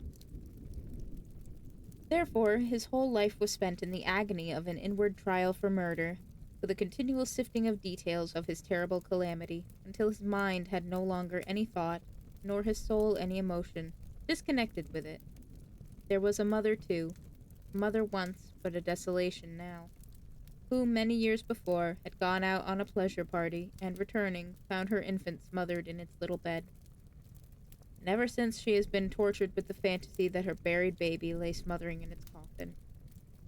Then there was an aged lady, who had lived from time immemorial with a constant tremor quivering through her frame.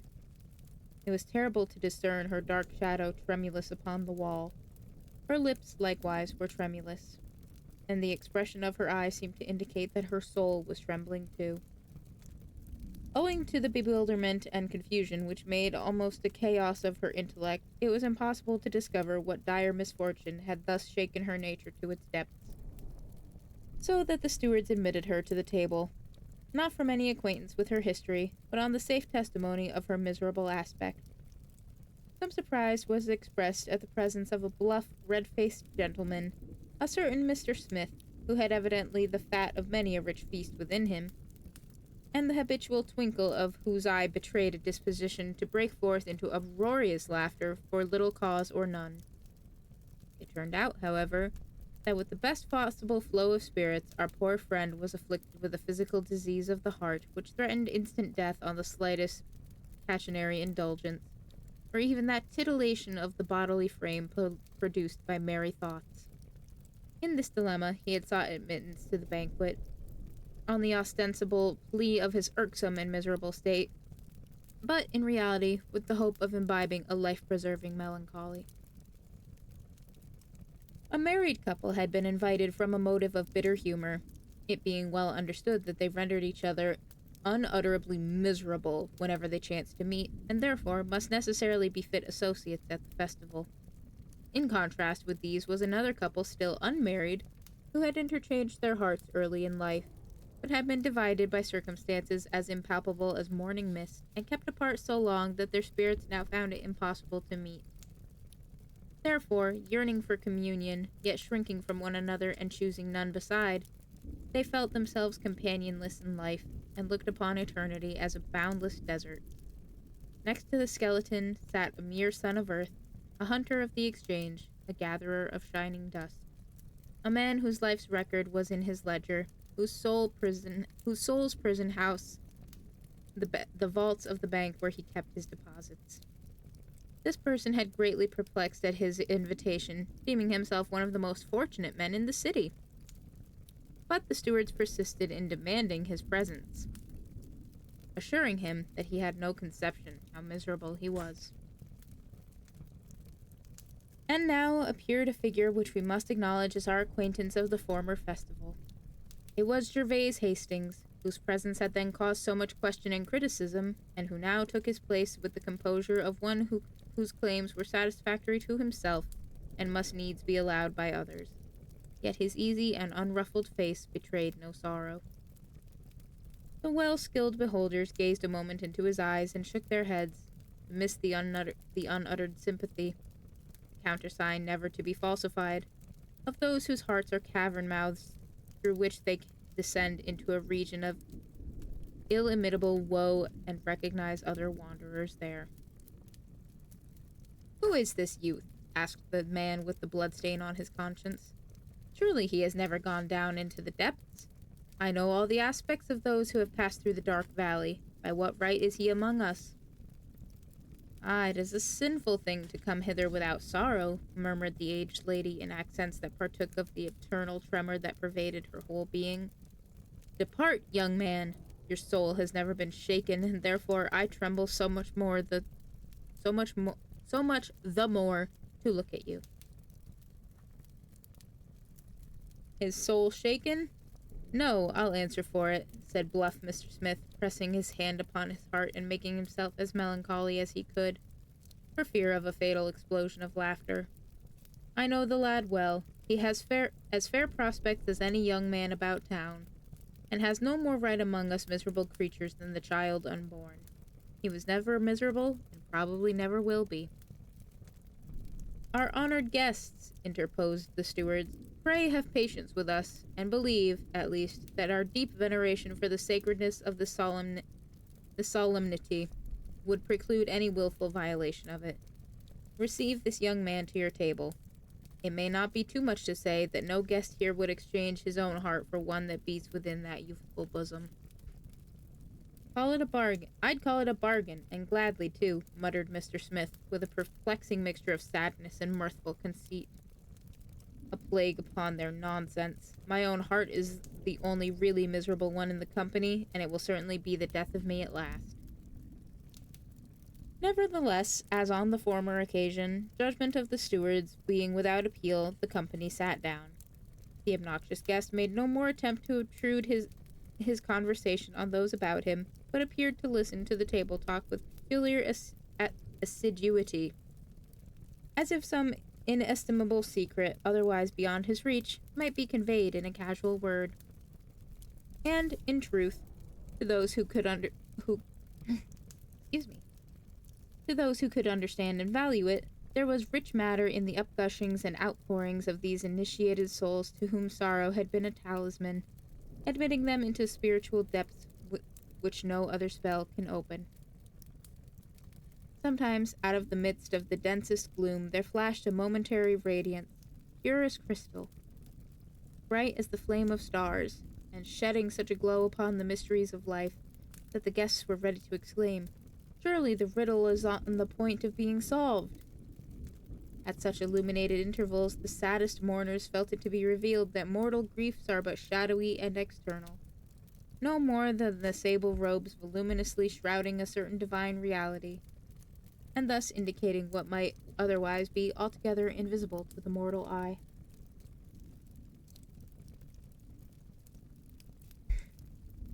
"Just now," remarked the trembling old woman, "I seemed to see beyond the outside, and then my everlasting tremor passed away. Would that I could dwell always in these momentary gleams of light," said the man with the stricken conscience. "Then the bloodstain in my heart would be washed clean away." This strain of conversation appeared so unintelligibly absurd to good Mr. Smith that he burst precisely into the fit of laughter which his physicians warned him against, as likely to prove instantaneously fatal. In effect, he fell back in his chair a corpse, a broad grin upon his face, while his ghost, perchance, remained beside it, bewildered at its unpremeditated exit. This catastrophe, of course, broke up the festival. "How is this? You do not tremble," observed the tremulous old woman to Gervase Hastings, who was gazing at the dead man with singular intentness. "Is it not awful to see him so suddenly vanish out of the midst of life? This man of flesh and blood, whose earthly nature was so warm and strong? There is a never-ending tremor in my soul, but it trembles afresh at this, and you are calm." "Would that he could teach me somewhat," said Gervase Hastings, drawing a long breath. "Men pass before me like shadows on the wall. Their actions, passions, feelings, and are flickerings of the light, and then they vanish." Neither the corpse, nor yonder skeleton, nor this old woman's everlasting tremor can give me what I seek. And then the company departed. We cannot linger to narrate in such detail more circumstances of these singular festivals, which, in accordance with the founder's will, continued to be kept with the regularity of an established institution. In process of time, the stewards adopted the custom of inviting, from far and near, those individuals whose misfortunes were prominent above other men's, and whose mental and moral development might therefore be supposed to possess a corresponding interest. The exiled noble of the French Revolution and the broken soldier of the Empire were alike represented at the table. Fallen monarchs wandering about the earth have found places at that forlorn and miserable feast. The statesman, when his party flung him off, might, if he chose it, be once more a great man for the space of a single banquet. Aaron Burr's name appears on the record at a period when his ruin, profoundest and most striking, with more of a moral circumstance in it than that of almost any other man, was complete in his lonely age. Stephen Guard, when his wealth weighed upon him like a mountain, once sought admittance of his own accord. It is not probable, however, that these men had any lesson to teach in the lore of discontent and misery, which might not equally well have been studied in the common walks of life. Illustrious unfortunates attract a wider sympathy, not because their griefs are more intense, but because, being set on lofty pedestals, they the better serve mankind as instances and bywords of calamity. It concerns our present purpose to say that at each successive festival, Gervase Hastings showed his face, gradually changing from the smooth beauty of his youth to the thoughtful comeliness of manhood, and thence to the bald, impressive dignity of age. He was the only individual invariably present. Yet on every occasion there were murmurs, both from those who knew his character and position, and from them whose hearts shrank back at denying his companionship in their mystic fraternity. "Who is this impassive man?" had been asked 100 times. "Has he suffered? Has he sinned? There are no traces of either. Then wherefore is he here?" "You must inquire of the stewards or of himself," was the constant reply. "We seem to know him well here in our city, and know nothing of him but what is credible and fortunate. Yet hither he comes year after year to this gloomy banquet, and sits among the guests like a marble statue. Ask yonder skeleton. Perhaps that may solve the riddle." It was, in truth, a wonder. The life of Gervase Hastings was not merely a prosperous but brilliant one. Everything had gone well with him. He was wealthy, far beyond the expenditure that was required by habits of magnificence, a taste of rare purity and cultivation, a love of travel, a scholar's instinct to collect a splendid library, and moreover, what seemed a magnificent liberality to the distressed. He had sought happiness, and not vainly, if a lovely and tender wife and children of fair promise could ensure it. He had, besides, ascended above the limit which separates the obscure from the distinguished, and had won a stainless reputation in affairs of the widest public importance. Not that he was a popular character, or had within him the mysterious attributes which are essential to that species of success. To the public he was a cold abstraction, wholly destitute of those rich lines of personality, that living warmth, and the peculiar faculty of stamping his own heart's impression on a multitude of hearts, by which the people recognized their favorites. And it must be owned that, after his most intimate associates had done their best to know him thoroughly and love him warmly, they were startled to find how little hold he had upon their affections. They approved, they admired, but still in those moments when the human spirit most craves reality, they shrank back from Gervase Hastings, as powerless to give them what they sought. It was the feeling of distrustful regret with which we should draw back the hand after extending it, in an elusive twilight, to grasp the hand of a shadow upon the wall. As the superficial fervency of youth decayed, this peculiar effect of Gervase Hastings' character grew more perceptible. His children, when he extended his arms, hastened coldly to his knees, but never climbed them of their own accord. His wife wept secretly, and he almost adjudged herself. Oh, excuse me. His wife wept secretly, and almost adjudged herself a criminal because she shivered in the chill of his bosom. He, too, occasionally appeared not unconscious of the chillness of his moral atmosphere, and willing, if it might be so, to warm himself at a kindly fire. But age stole onward and benumbed him snore and more. As the hoarfrost began to gather on him, his wife went to her grave, and was doubtless warmer there. His children either died or were scattered to different homes of their own, and old Gervase Hastings, unscathed by grief, alone, but needing no companionship, continued his steady walk through life, and still one very Christmas day attended the dismal banquet. His privilege as a guest had become prescriptive now. Had he claimed the head of the table, even the skeleton would have been ejected from its seat. Finally, at the merry Christmastide, when he had numbered 80 years complete, his pale, high-browed, marbled-featured old man once more entered the long-frequented hall, with the same impassive aspect that had called forth so much dissatisfied remark at his first attendance. Time, except in matters merely external, had done nothing for him, either of good or evil. As he took his place, he threw a calm, inquiring glance around the table, as if to ascertain whether any guest had yet appeared, after so many unsuccessful banquets, who might impart to him the mystery, the deep, warm secret, the life within life, which, whether manifested in joy or sorrow, is what gives substance to a world of shadows. "My friends," said Gervase Hastings, assuming a position which his long conversance with the festival caused to appear natural, "you are welcome. I drink to you all in this cup of sepulchral wine." The guests replied courteously, but still in a manner that proved them unable to receive the old man as a member of their sad fraternity. It may be well to give the reader an idea of the present company at the banquet.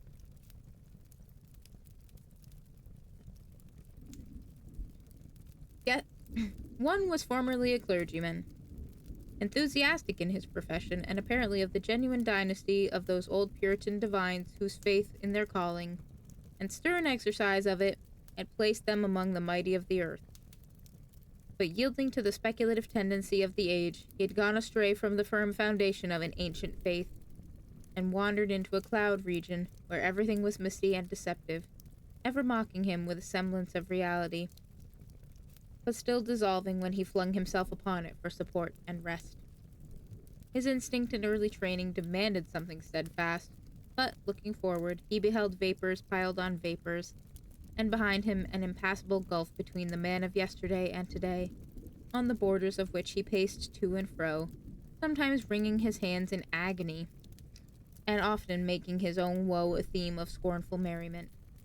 This surely was a miserable man. Next, there was a theorist, one of a numerous tribe, although he deemed himself unique since the creation, a theorist who had conceived a plan by which all the wretchedness of earth, moral and physical, might be done away, and the bliss of the millennium at once accomplished. But the incredulity of mankind debarring him from action, he was smitten with as much grief as if the whole mass of woe which he was denied the opportunity to remedy were crowded in his own bosom.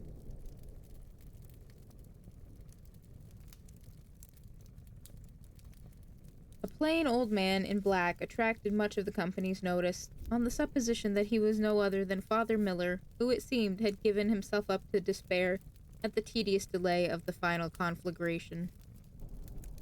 Then there was a man distinguished for native pride and obstinacy, who, a little while before, had possessed immense wealth, and held the control of a vast moneyed interest, which he had yielded in the same spirit as a despotic monarch would wield the power of his empire, carrying on a tremendous moral warfare, the roar and tremor of which was felt at every fireside in the land. At length came a crushing ruin, a total overthrow of fortune, power, and character, the effect of which on his imperious and in many respects noble and lofty nature might have entitled him to a place, not merely at our festival, but among the peers of pandemonium. There was a modern philanthropist who had become so deeply sensible of the calamities of thousands and millions of his fellow creatures, and of the impracticableness of any general measures for their relief, that he had no heart to do what little good lay immediately within his power, but contented himself with being miserable for sympathy. Near him sat a gentleman in a predicament hitherto unprecedented, but of which the present epoch probably affords numerous examples. Ever since he was of capacity to read a newspaper, this person had prided himself on his consistent adherence to one political party, but in the confusion of these latter days, had got bewildered and knew not whereabouts his party was. This wretched condition, so morally desolate and disheartening to a man who has long accustomed himself to merge his individuality in the mass of a great body, can only be conceived by such as have experienced it. His next companion was a popular orator who had lost his voice, and, as it was pretty much all that he had to lose, had fallen into a state of hopeless melancholy.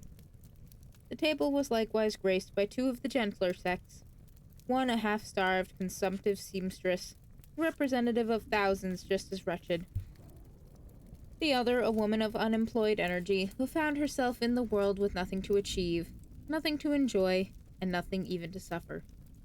She had, therefore, driven herself to the verge of madness by dark broodings over the wrongs of her sex and its exclusion from a proper field of action.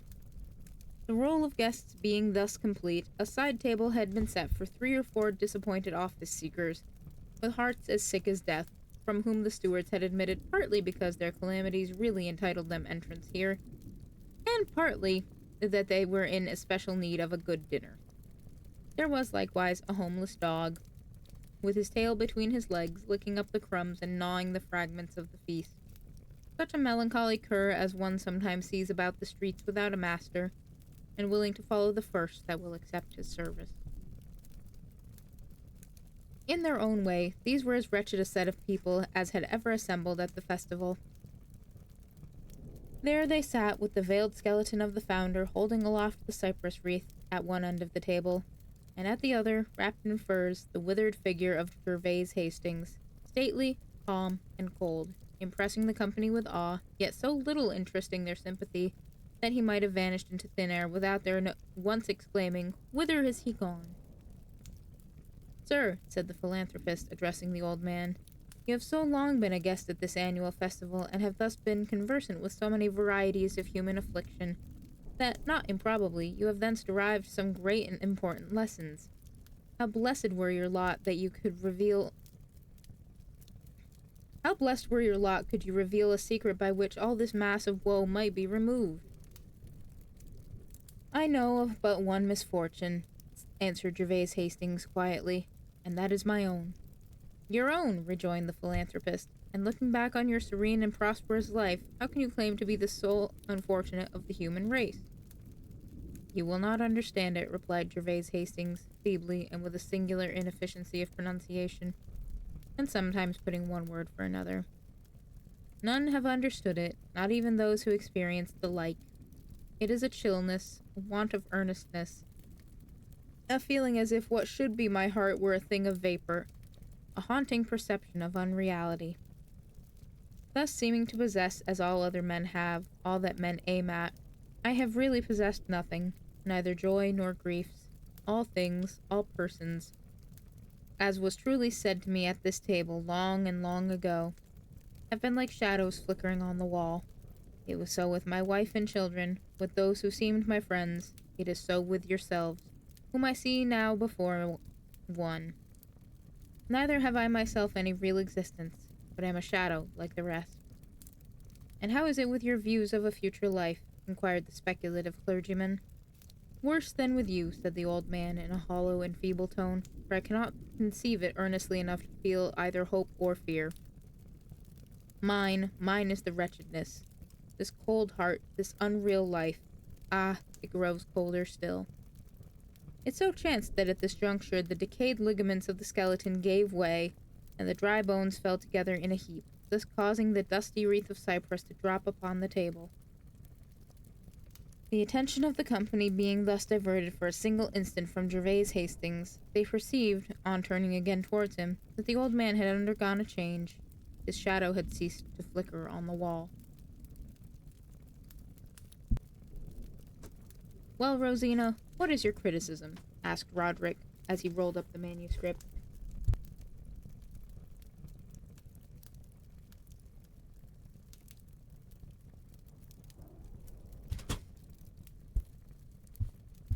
Frankly, your success is by no means complete, replied she. It is true, I have an idea of the character you endeavor to describe, but it is rather by dint of my own thought than your expression. That is unavoidable, observed the sculptor, because the characteristics are all negative. If Gervase Hastings could have imbibed one human grief at the gloomy banquet, the task of describing him would have been infinitely easier. Of such persons, and we do meet with these moral monsters now and then, it is difficult to conceive how they came to exist here, or what is in them capable of existence hereafter. They seem to be on the outside of everything, and nothing wearies the soul more than an attempt to comprehend them within its grasp.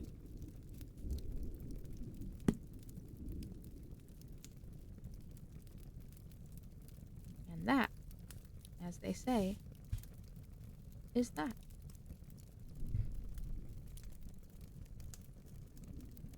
And as I said, I believe that is where we're going to call it for tonight.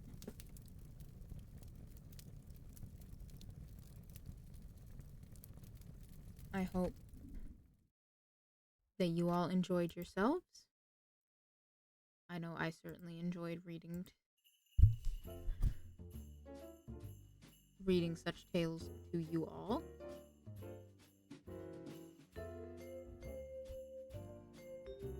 I am quite liking doing this whole reading aloud for a while type deal.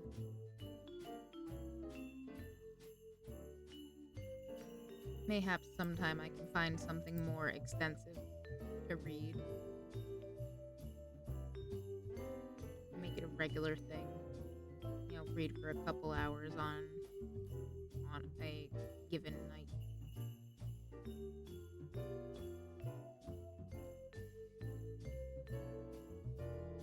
But for now,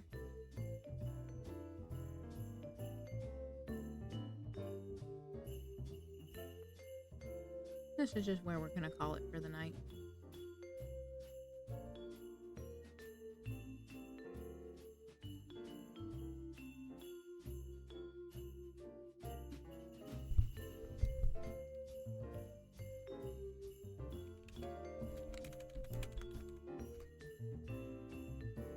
We're going to go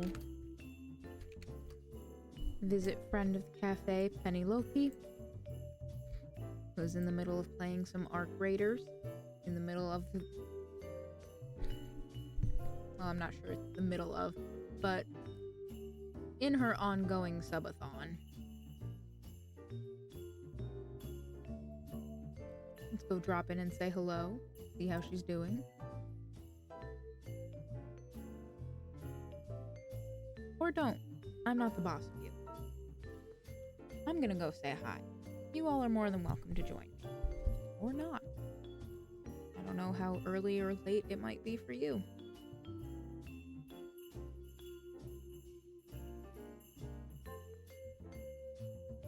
But I thank you all once again for joining me here tonight.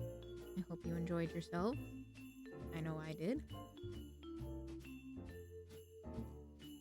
Quick reminder that this is the last stream for this week, because real life work is going to kick my butt. And sometimes that can't be avoided. We just keep on keeping on. And you all keep on keeping on by getting some rest, drinking water, eating some good food, taking your meds, and just doing what you gotta do. We'll see you next week.